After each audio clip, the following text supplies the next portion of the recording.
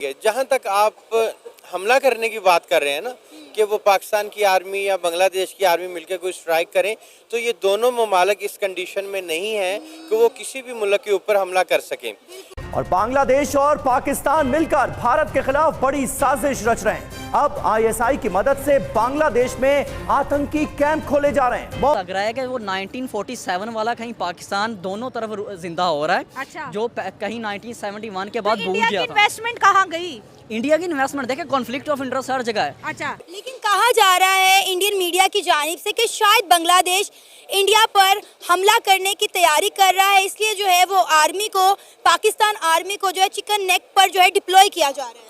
मोहम्मद यूनुस जब से अंतरिम सरकार के मुखिया बने हैं, पूरा बांग्लादेश पाकिस्तान की जासूसी एजेंसी आईएसआई के लिए खुला मैदान बन गया है। बांग्लादेश इंडिया के लिए एक नेबर से ज्यादा कुछ भी नहीं है। अच्छा। लेकिन सर ये देखें कि किस तरह बांग्लादेश इंडिया पर हमला करने की सोच सकता है।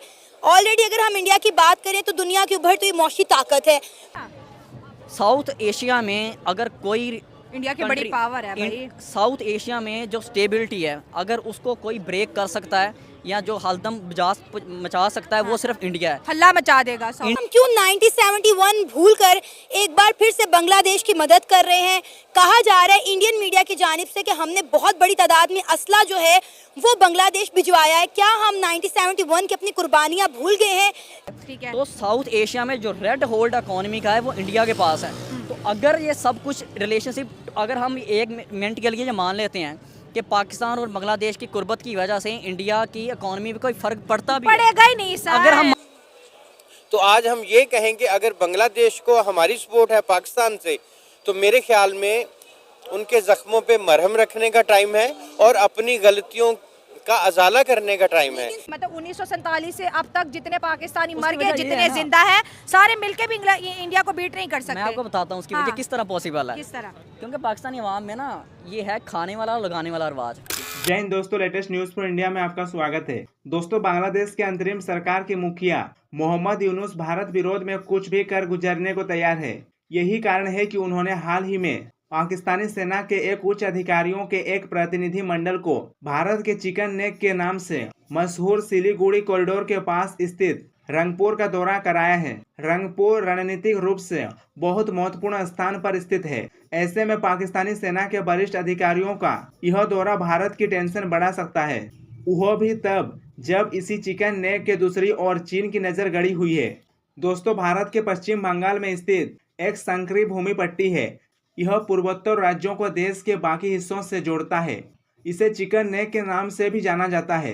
यह भू राजनीतिक, आर्थिक और सुरक्षा के लिहाज से बहुत महत्वपूर्ण है। यह कॉरिडोर नेपाल, भूटान और बांग्लादेश की सीमा से सटा है। दोस्तों, यह देश के 8 राज्यों को मुख्य भूमि से जोड़ता है। पाकिस्तानी सेना और खुफिया एजेंसी आईएसआई के वरिष्ठ अधिकारियों की 4 संसदीय टीम ने 21 जनवरी को बांग्लादेश के रंगपुर जिले के गुप्त दौरे पर रवाना हुई थी।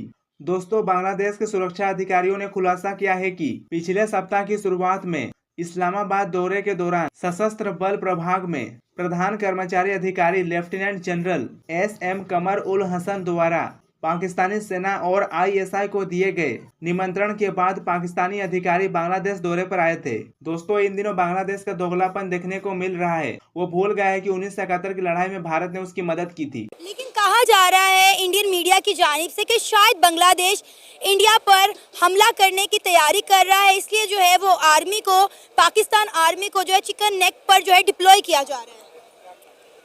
अपने चिकन नेक पे अगर डिप्लॉय किया जा रहा है तो वो उनकी प्लानिंग और स्ट्रेटजी का हिस्सा है। जो भी स्ट्रेटजी उनकी है उसका एक हिस्सा होगा और वो वहाँ पे डिप्लॉय करेंगे। जहाँ तक आप हमला करने की बात कर रहे हैं ना कि वो पाकिस्तान की आर्मी या बांग्लादेश की आर्मी मिलकर कोई स्ट्राइक करें, तो ये दोनों ममालिक इस कंडीशन में नहीं है कि वो किसी भी मुल्क के ऊपर हमला कर सकें। जैसा मैंने पहले कहा है कि इस वक्त बांग्लादेश को बहुत ज़्यादा मॉरल सपोर्ट की ज़रूरत है और वो हम सारे ममालिक को करनी चाहिए। लेकिन सर ये देखें कि किस तरह बांग्लादेश इंडिया पर हमला करने की सोच सकता है। ऑलरेडी अगर हम इंडिया की बात करें तो दुनिया की उभरती हुई मौशी ताकत है। फिर उसके साथ साथ देखें कि अराकान आर्मी जो है वो किस तरह से बांग्लादेश के जहाज़ों को रोक रही है, वहाँ कार्गो शिप जाने नहीं दे रही। अराकान आर्मी तो उनसे संभाली नहीं जा रही। इन्होंने इंडिया पे क्या खाक हमला करना है? मैंने आपसे यही कहा कि दोनों ही कंट्री आप बांग्लादेश की बात कर रहे हैं, इवन के पाकिस्तान भी अभी इस पोजीशन में नहीं है कि वो किसी भी कंट्री के ऊपर हमला करे या उनके साथ जंग छेड़ दे। तो ये दोनों ममालिक इस कंडीशन में नहीं है। ये जो भी तासुर है ये गलत है, वो कभी भी हमला ना करेंगे, ना इस कंडीशन में है। दूसरा ये है कि उनकी जो भी प्लानिंग है वो अपने हमसाय ममालिक से हेल्प आउट उनको चाहिए और वो मदद मांग रहे हैं।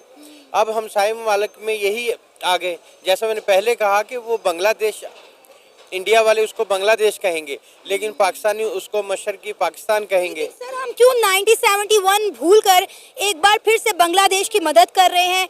कहा जा रहा है इंडियन मीडिया की जानिब से कि हमने बहुत बड़ी तादाद में असला जो है वो बांग्लादेश भिजवाया है। क्या हम 1971 की अपनी कुर्बानियां भूल गए हैं कि कैसे बांग्लादेश ने मशरकी पाकिस्तान से बांग्लादेश बनने के लिए इंडियन आर्मी को पाकिस्तान की आर्मी के मुखालिफ खड़ा कर दिया था?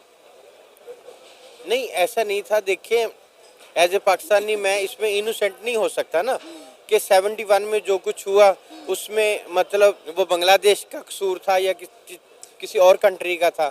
उसमें मैं एज ए पाकिस्तानी एक चीज़ महसूस करता हूँ इस वक्त आके कि अगर उस वक्त बांग्लादेश बना था जो पाकिस्तान से अलग हुआ था, वो किसी जुल्म और ज़्यादती और नाइंसाफ़ी की वजह से हुआ था।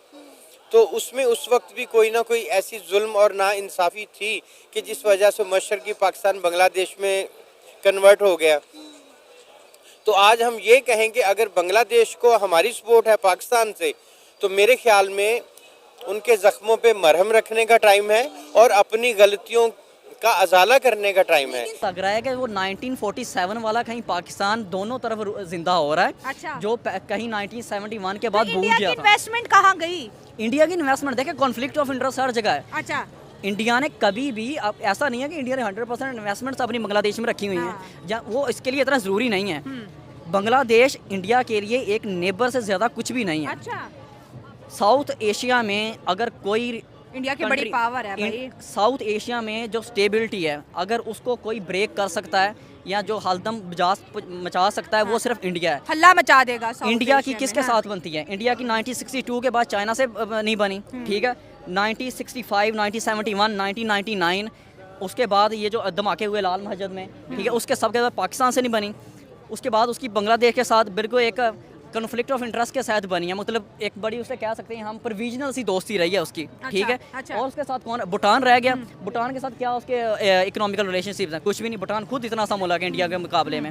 नेपाल रह गया, श्रीलंका भी छोटा सा मुल्क ठीक है। तो साउथ एशिया में जो रेड होल्ड इकोनॉमी का है वो इंडिया के पास है। तो अगर ये सब कुछ रिलेशनशिप, अगर हम एक मिनट के लिए ये मान लेते हैं कि पाकिस्तान और बांग्लादेश की कुर्बत की वजह से इंडिया की इकोनॉमी में कोई फर्क पड़ता भी पड़ेगा ही नहीं सर। अगर हम मान भी पड़ता, बॉर्डर पे टेंशन बढ़ेगी। अगर हम मान भी लेते हैं कि चले पड़ रहा ठीक है, है। उसका कोई सेहत पे असर नहीं है इंडियन इकोनॉमी पर। आपको पता है इंडियन इकोनॉमी जो है, हाँ। पाकिस्तान दूसरे नंबर पे बांग्लादेश, ये दोनों इनकी अवाम जितने आज तक 1947 के तक मर गए हैं पाकिस्तान में और जो अभी तक पैदा हुए हैं, ये सारे मिलकर काम करने लग जाएं अपनी इकोनॉमी को बूस्ट अप करने के लिए, तो कभी भी उसके बराबर नहीं आ सकते ये। वही मतलब 1947 से अब तक जितने पाकिस्तानी उसकी मर गए, वजह ये जितने है ना। जिंदा हैं, सारे मिलके भी इंडिया को बीट नहीं कर सकते। मैं आपको बताता हूँ उसकी हाँ। वजह किस तरह पॉसिबल है। किस तरह? क्योंकि पाकिस्तानी अवाम में ना ये है खाने वाला और लगाने वाला रिवाज।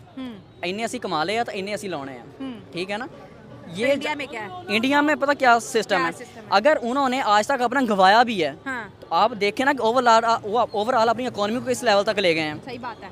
अगर हम यहाँ पे बैठ के खा रहे हैं, भाई वहाँ पे उनकी इकोनॉमी, उनके वो गवर्नमेंट उनको सपोर्ट करती है ना। पाकिस्तान में गवर्नमेंट सपोर्ट ही नहीं करती है बिल्कुल भी। दोस्तों, पाकिस्तान और बांग्लादेश के बढ़ते सैन्य संबंधों के बीच बांग्लादेश के विदेश मामलों के सलाहकार तौहीद हुसैन चीन पहुंचे और विदेश मंत्री बांग्सी से मुलाकात की। इस दौरान दोनों देशों ने आपसी संबंधों को मजबूत करने, द्विपक्षीय व्यापार को बढ़ाने और आरबीआई के काम में तेजी लाने पर सहमति बनी। दोस्तों, कहा जा रहा है कि हुसैन की यात्रा का उद्देश्य 2025 की गर्मियों में यूनुस की चीन की संभावित यात्रा के लिए आधार तैयार करना भी था। दोस्तों, ढाका में 3 बार के अवामी लीग सांसद के घर और उनकी पुश्तैनी संपत्ति को 5 अगस्त 2024 की शाम को लूट लिया गया था, जिस दिन शेख हसीना को भागने के लिए मजबूर होना पड़ा। उनके खेत, कार्यालय भवन और झींगा कारखानों को लूट लिया गया था और जला दिया गया। दोस्तों, उनका कहना है कि कुछ भी फिर से बनाने की कोई संभावना नहीं है। अवामी लीग के एक वरिष्ठ पदाधिकारी याद करते हुए कहते हैं कि कैसे उनके घर उनके माता पिता और भाइयों के घरों को आग के हवाले कर दिया गया था और फिर उनके कंस्ट्रक्शन कंपनी और ब्रोकरेज फार्म को निशाना बनाया गया। दोस्तों, इतना कुछ होने के बाद भी जब अवामी लीग के नेताओं में व्याप्त निशाना हुई और आशा और उद्देश्य की स्पष्ट भावना दिखाई दी, तो शेख हसीना कहती हैं कि हम बांग्लादेश वापस जाना चाहते हैं और लोगों के लिए फिर से काम करना चाहते हैं।